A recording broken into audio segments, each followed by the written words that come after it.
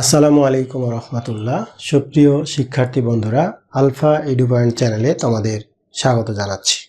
কেমন আছো তোমরা? ভালো নিশ্চয়ই। আলহামদুলিল্লাহ, আমিও ভালো আছি। আজ আমি তোমাদের সপ্তম শ্রেণীর গণিত বিষয়ের তোমাদের মূল বইয়ের 16 পৃষ্ঠা অনুশীলনী 1.2 এর অঙ্কগুলো সমাধান করে দেখানোর চেষ্টা করব ইনশাল্লাহ। এর পূর্বের ভিডিওতে আমি 1.2 এর 13 পর্যন্ত অঙ্কগুলো সমাধান করে দেখিয়েছিলাম। আশা করি তোমরা সেই ভিডিওগুলো দেখেছো এবং অঙ্কগুলো বুঝতে পেরেছো। আর যারা নতুন তারা আমার চ্যানেল থেকে পূর্বের ভিডিওগুলো দেখে আসতে পারো, তাহলে তোমাদের জন্য বুঝতে সুবিধা হবে। আর নিয়মিত ভিডিও পেতে আমার চ্যানেলটি সাবস্ক্রাইব করে বেল আইকনটি অন রাখতে পারো, তাহলে যখনই আমি নতুন কোনো ভিডিও আপলোড দিব তখন তুমি এর নোটিফিকেশান পেয়ে যাবে। আর যারা অলরেডি সাবস্ক্রাইব করেছো তাদেরকে অসংখ্য ধন্যবাদ। প্রিয় শিক্ষার্থী বন্ধুরা, আমরা আজকে 14 থেকে শুরু করব। 14 নম্বরে দেখো লেখা আছে যে কোনো বাগানে 1800টি চারাগাছ বর্গাকারে লাগাতে গিয়ে 36টি চারাগাছ বেশি হয়। প্রত্যেক সারিতে চারাগাছের সংখ্যা নির্ণয় করো।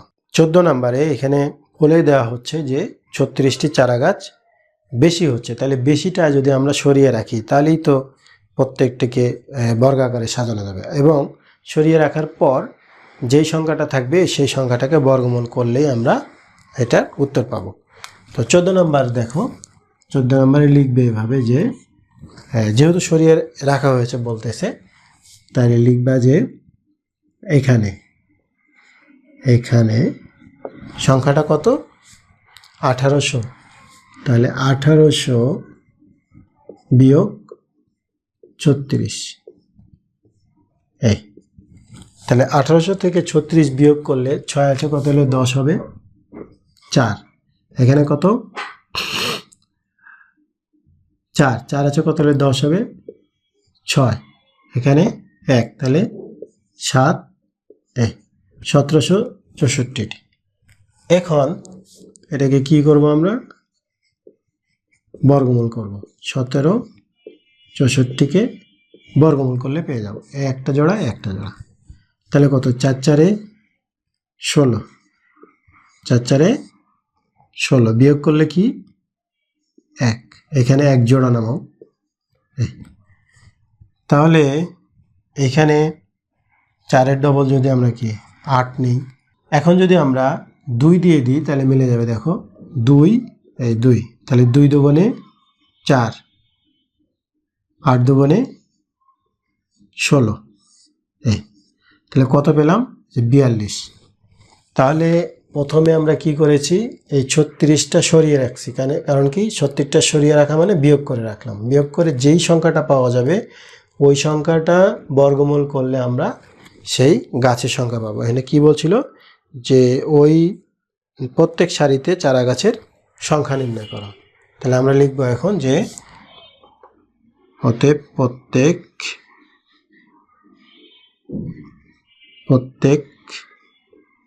সারিতে চারা গাছের সংখ্যা 42টি। এটাই হলো এই 14 অঙ্কের উত্তর। আচ্ছা, 14 নম্বর। এরপরে আমরা দেখব 15 নম্বর। 15 নম্বরে আছে কোন ক্ষুদ্রতম পূর্ণ বর্গ সংখ্যা 9, 15 এবং 25 দ্বারা বিভাজ্য। 15 এবং 25 দ্বারা বিভাজ্য। এটা কিভাবে করব? আমরা প্রথমে এটাকে আমরা লসাগু করব। লসাগু করলেই এটা আমরা পেয়ে যাব। তাহলে 15 নম্বর এখানে কত? 9, 15, 25। 9,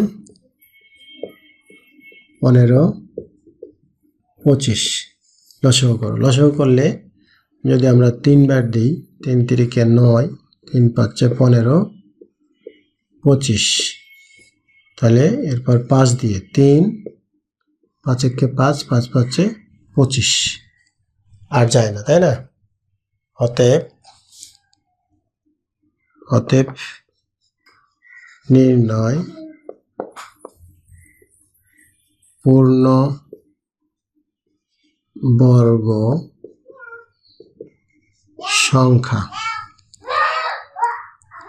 3 গুণ 3 গুণ 5 গুণ 5, তাহলে 3 তিরিকে 9, 3 তিরিকে 9, 5 9 45, 45 5, আচ্ছা দেখো 5 5 25, 3 25 75, 3 75 225, 225, অর্থাৎ এটা একটা পূর্ণবর্গ সংখ্যা। এটি হলো 15 নং অঙ্কের উত্তর।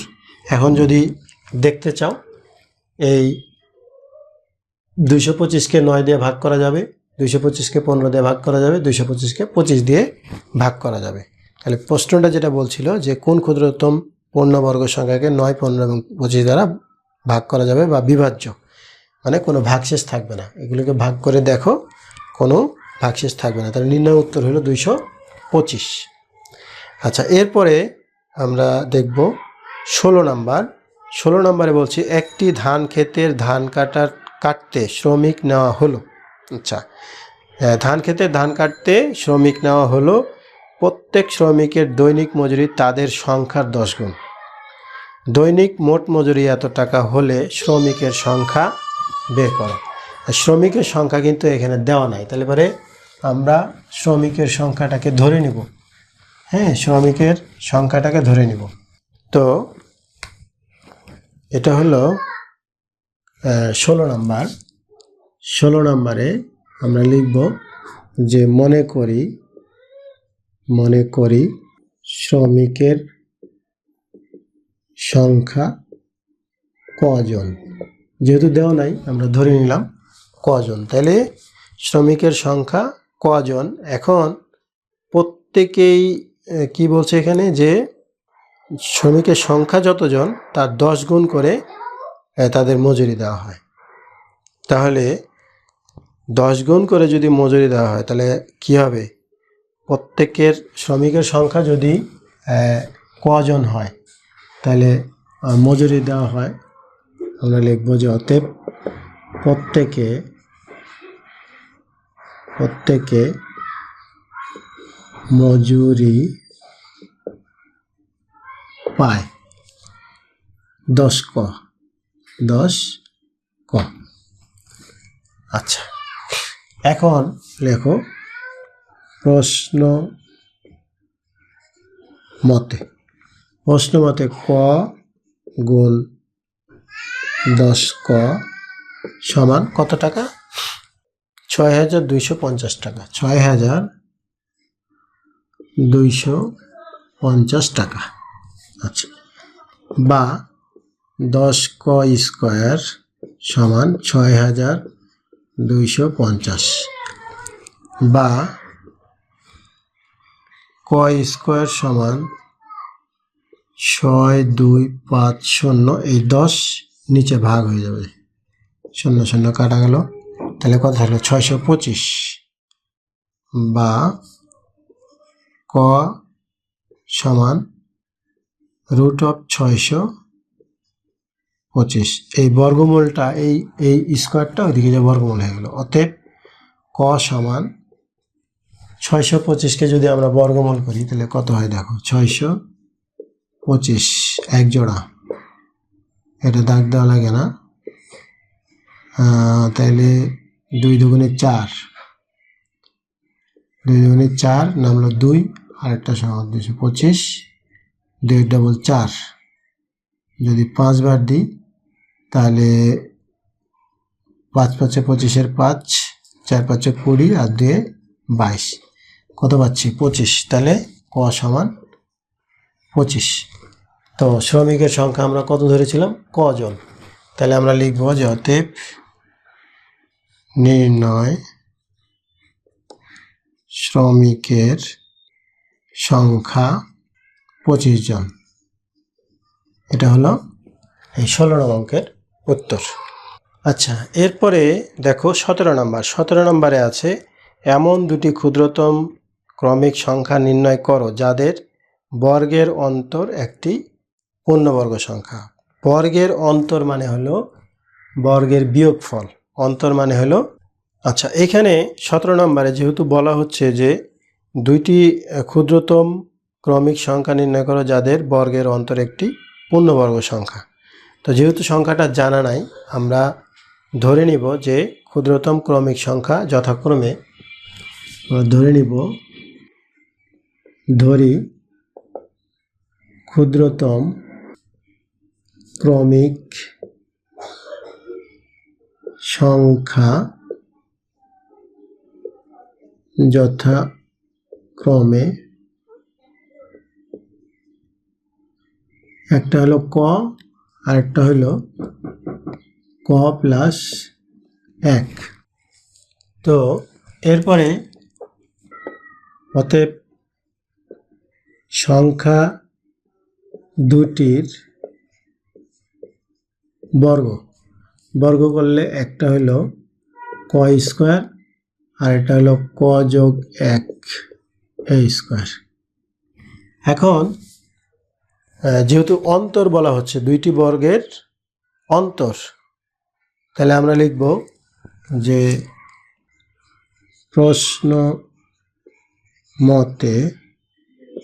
মতে একটা হলো ক প্লাস 1 স্কোয়ার বিয়োগ ক স্কোয়ার, এই রাশিটা আমরা আগে বের করব। তাহলে এটা সূত্র যদি বের করি, ক স্কোয়ার প্লাস 2 ক 1 প্লাস 1 যোগ ক স্কোয়ার,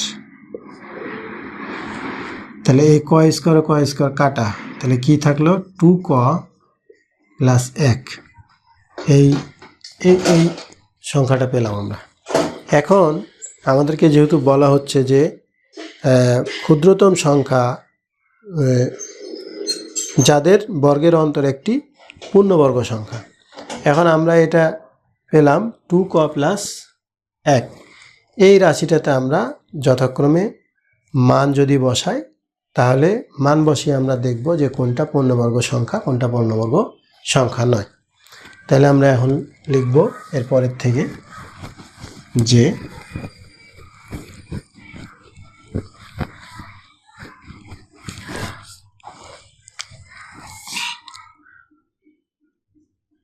ক এর মান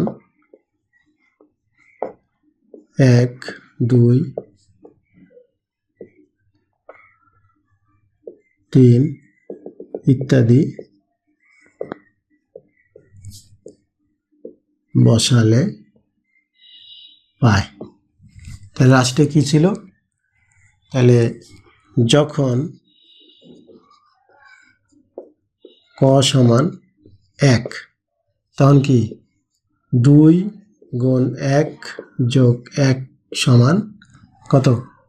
2 কে 2 আর 1 3, যা পূর্ণবর্গ নয়।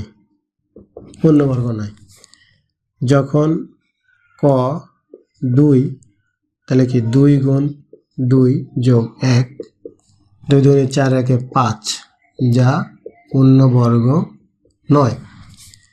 যখন ক 3, তাহলে 2 গুণ 3 যোগ 1 কত?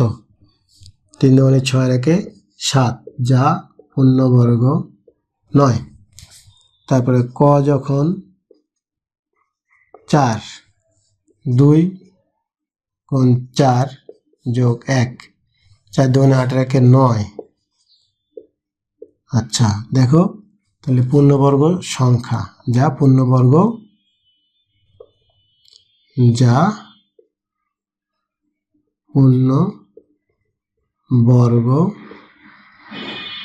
সংখ্যা। তাহলে 3 3 9, এটা পূর্ণবর্গ, এটা পূর্ণবর্গ না, এটা না, এটা না। তাহলে আমরা এই যে পূর্ণবর্গ সংখ্যা পেলাম, ক এর মান কতর জন্য? 4 এর জন্য পূর্ণবর্গ সংখ্যা আমরা পেলাম 9। তাহলে ক সমান কত? 4। 4 যখন বসাবো তখন এটা সত্য হইল, এই যে শর্তটা ছিল। তাহলে একটা যদি 4 আমরা ধরে নিয়েছিলাম যে অতএব নির্ণয় একটি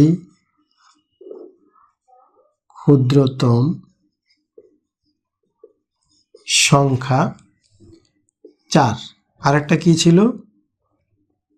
অপরটি ছিল 4 যোগ 1, অর্থাৎ একটা ছিল কি যে ক, আরেকটা ছিল ক প্লাস 1, এটাই তো ছিল, তাই না? তাহলে একটা ক, এই যে 4, আরেকটা হলো 4 এর 1 যোগ করলে 5। এই হলো দুইটা সংখ্যা, এটাই হলো নির্ণয় ক্ষুদ্রতম দুইটা সংখ্যা। এটাই হলো 17 নং অঙ্কের উত্তর। তো শিক্ষার্থী বন্ধুরা, নিশ্চয়ই তোমরা বুঝতে পেরেছো। যদি ভিডিওটি ভালো লাগে তাহলে লাইক, কমেন্ট ও বন্ধুদের মাঝে শেয়ার করতে পারো। আজ এই পর্যন্তই, কথা হবে পরবর্তী ভিডিওতে। সেই পর্যন্ত মহান আল্লাহ তাআলা আমাদের সকলকে ভালো রাখুন। আল্লাহ হাফেজ।